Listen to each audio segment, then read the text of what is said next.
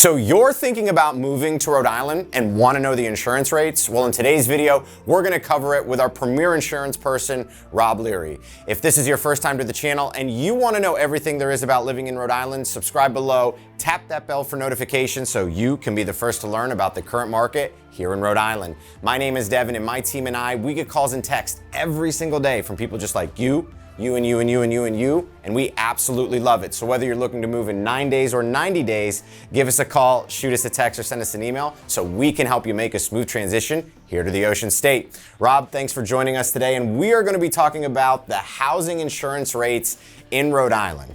Now, let's talk about why the rates have increased so much. I'm sure you've heard this from a lot of clients here in Rhode Island. Yes, thank you for having me, Devin. Absolutely.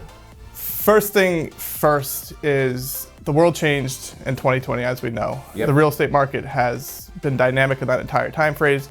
Insurance is sort of followed the real estate market in a basic sense, is that everything increased, everything exploded. So there's actually a decrease in insurance rates in 2020. Everybody stopped driving, houses weren't selling, Sure. The world sort of shut down. When it reopened into 2020, 2021, it exploded. Insurance prices are sold on an annual basis, right? Mm-hmm. When you buy a policy for a house, it lasts 12 months. Insurance sets the rate the previous years. So when they issued their 2021 policies, they were severely under market value. Sure. So what's happened in 2022, 2023, and 2024 is insurance is trying to catch up. They're playing catch up to the inflation, which has sort of come down now. So the rates are still increasing at double-digit percentages for somebody that bought a home in 2020 or 2019, where they see these low rates because their house was, $300,000. It's now worth $600,000 today. So their insurance prices might have been $1,500, and now it's $3,000 today. It's all related to a few major factors, which are cost of construction, Sure.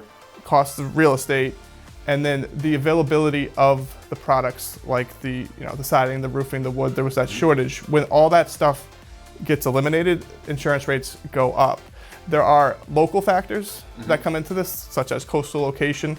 There are also like worldwide macro factors, like there is the issues with like the war in the Middle East and the Ukraine that are making your insurance rates higher here, because the insurance companies that issue you policies actually have to get reinsurance, which is insurance on their insurance, and that's a global market.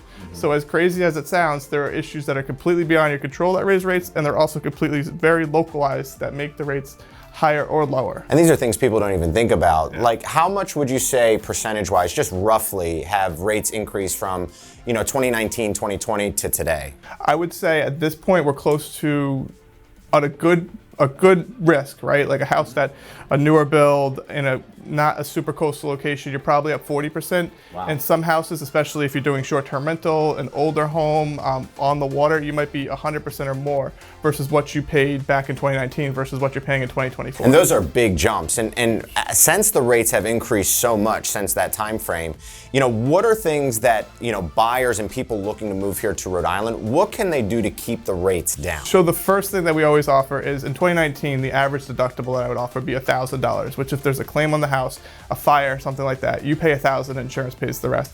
Nowadays, a new client, we offer $2,500. If somebody asks for a higher deductible, we're doing $5,000. I even have some high value clients that have gone up to $25,000 or $50,000 deductibles, because it's the more risk you take on in repairing the house, the lower you keep your rates.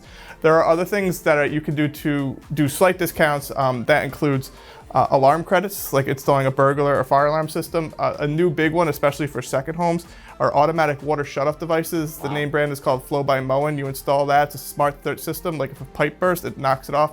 Insurance, you could look between 2 and 5% credit based on what you're doing on that. That's a big difference. That is a big. If you're looking at like a nice second home, $10,000 premium, it could be $400 or $500 a year. And it also gives you peace of mind because everything's smart now, so you can see that your house doesn't have that frozen pipe. And anything that monitors the house will help keep your insurance rates down, because insurance knows you're actively managing the house. You're being sitting proactive. it vacant. Exactly. Yeah. So you would show your insurance company that, and they're now making. They get certificates. Yeah. So that's the newest one that's come out in the past 4 or 5 years is automatic water shutoff device or water monitor thing. Yeah. New houses are installing them. You can retroactively refit. You need to talk to a plumber and get that type of stuff done. But somebody, especially in the second home market, might want to look into doing that, not only for peace of mind, but for an insurance credit. And there's a lot of second homes here, right? A lot of the buyers are buying here, especially on the lower southern half of Rhode Island, are second homes. And insurance companies feel comfortable that there's some things put in place to be proactive if an issue or event takes place. And then that lowers your costs. Lowers your costs. Any other factors that you think can help keep the rates lower outside of? I'm an independent agent, which means I don't work for one insurance company. Sure. I like the person to contact me before reporting a claim. When you purchase a new home, or if you have a prior claim, even if it's on a past house or another house that doesn't own, that can dramatically increase your rate. So again, if you have like a small leak that might cost $3,000 to fix, and you have a $2,500 deductible, I would say pay that out of pocket. Because if you put that claim in, you might be looking at 5 years of higher costs. Sure, so you're not impacting exactly. your insurance. But if it's a $50,000 fire, absolutely claim it. But if it's a small thing, talk to your agent or whoever handles your insurance now before reporting it, because if you have insurance claims, that's the thing that's going to negatively affect your rate, and you can't control that. As soon as you file the claim, you become less desirable. Yeah. It's like getting tickets when you're driving. Exactly, same idea. Understood. Now, I know, so those are some things we can do to keep the rates low, very valuable information.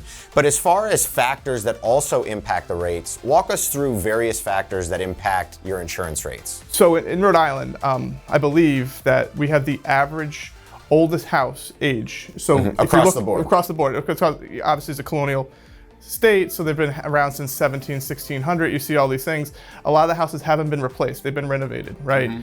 So you still have that multi-million-dollar house being sold in Newport, but it was built in 1880 or 1860 or 1760, whatever the year might be. And when you're talking to an insurance company that's most likely not based out of Rhode Island, might be based out of Florida, the Midwest, California, they don't see homes built in the 1800s or 1700s. They just don't exist, so it makes them nervous. So there's less options, and if they do want to insure it, it's going to be more expensive than a new build. So a new build, something built within the past 20 years, is always going to be substantially less expensive to insure than an older home. It's a newer product. Unfortunately, there's just no new builds in Newport. There's very rare. So that's one thing. You can't control that, but if you're looking for houses and you want to keep your insurance rates down, a newer home will, in general, be substantially less expensive than an older home. So really, the age of the property of the building is going to determine, the impact pricing, of the rate. Exactly. The rating. Also, the location. So again, we're talking about Newport because that's where we are. The southern part of Rhode Island, Little Compton, Jamestown, Newport, Narragansett, Westerly. North Kingstown is sort of getting towards the middle, rates sort of drop, but the bottom, Block Island, is basically almost impossible to insure. I know there's so many houses there, it's very expensive. But if you look at the southernmost part of Rhode Island, that's the most expensive insurance rates. They have some of the lowest auto insurance rates, which is the difference, like when Providence County, most expensive auto, least expensive home. Is on the northern side. But if the hurricane risk, the storm risk, the just generalized age of properties, things like that, once you get into like north of Warwick, Cranston, Providence, especially Lincoln, Smithfield, those areas, your insurance rates are going to be substantially less on your house than it will be in Newport, Bristol, any sort of coastal section of the house. Makes sense. Yeah. So your location is going to be a big factor in your insurance rate. And then how you use the home. So again, we talked about second homes. There's also investment homes that are strictly used for rental. And then there's primary residence. The primary homeowner, especially with additional discounts like bundle credit with your auto or umbrella or other insurance products, are going to get the best rate. The next best is a secondary with no rental, meaning like you just use it as your second home. But a lot of people will be like, oh, I want to get that peak July rent, and I'll rent my house for 4 weeks for $30,000 or whatever it is. That's exactly, but you have to let your insurance know that, and that will be a little more expensive. And then the most limited market right now is the strictly landlord properties, which is where it's an investment home, where you rent it to other parties. If you do a long term, there's more options for you, meaning like a 12-month lease. But short term is very difficult. That's your highest rate. That's the highest, and it's also the limited companies. Like you might have 5 or 6 companies willing to insure a long-term lease, but that drops to like 1 or even none, which is like you end up with this Rhode Island Fair Plan. If you're doing short-term rental on a coastal home that's old, like as you pick these houses, you limit your options. Yeah, so location, age, usage, now all of a sudden you started with 10 options and then you're down to 1 by the end of it, and that obviously raises your price. Because they're looking at the risk factor. Exactly. Right, they're taking all of those into consideration, and those are the different risks. So that's huge to understand. Location, age, and usage are big factors to your insurance rates. Yeah.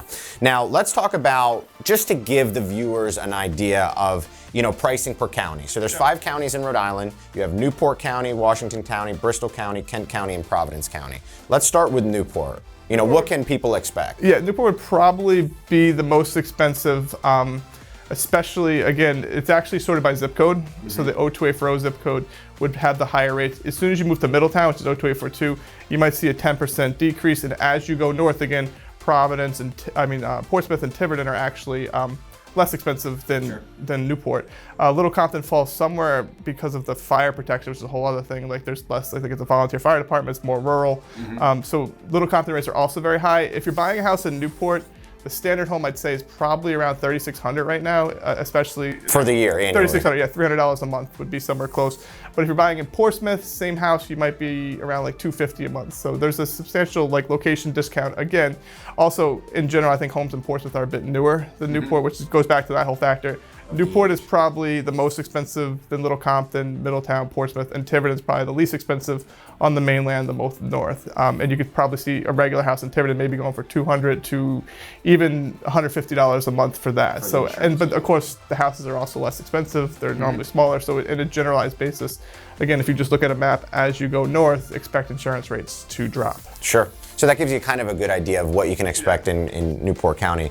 As we go into Washington County, what would you kind of guesstimate there? Again, I would say if you're westerly, Narragansett, like on the water in Charleston, like those areas there, you're probably looking between $200 to $300 a month. Again, as you go more north to like Richmond, Exeter, North Kingstown, you might drop to about $200 a month again depending on the size.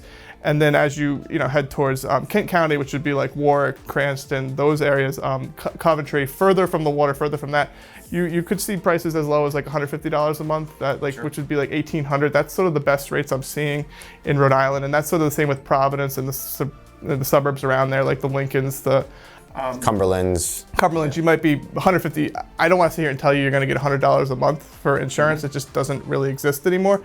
There is the possibility, new home, bundle credits, really good insurance score, which is similar to a credit score. You might get a policy for around $1,200 or $1,300. But in general, I think that northern part of Rhode Island, $150, if you're getting a quote around $150 a month or $1,800, I think that's a good price for probably Rhode a fair Island. price. Yeah, Price. exactly. Okay. And then Bristol is sort of somewhere in between Washington and Newport County, where it's like not because it's still everything in Bristol. Warren, Barrington is on the water. Yeah, so it's all surrounded by water. There's a lot of flood insurance. Is a conversation for another day around there too.